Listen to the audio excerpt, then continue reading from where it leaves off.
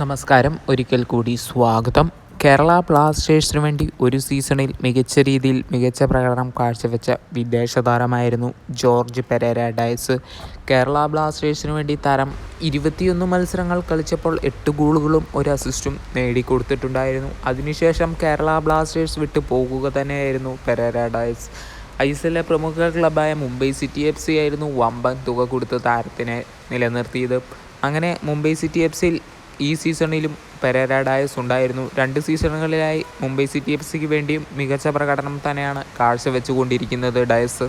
കഴിഞ്ഞ കൊല്ലം 20 മത്സരങ്ങളിൽ നിന്ന് 11 ഗോളുകളും 7 അസിസ്റ്റും നേടിക്കൊടുത്തിട്ടുണ്ടായിരുന്നു. ഈ സീസണിലാകട്ടെ താരത്തിൻ്റെ വക 17 മത്സരങ്ങളിൽ നിന്നും 10 ഗോളുകളും നേടിക്കൊടുത്തിട്ടുണ്ടായിരുന്നു ഈ 33 വയസ്സുകാരനായ അർജൻറ്റീനിയൻ സ്ട്രൈക്കർ.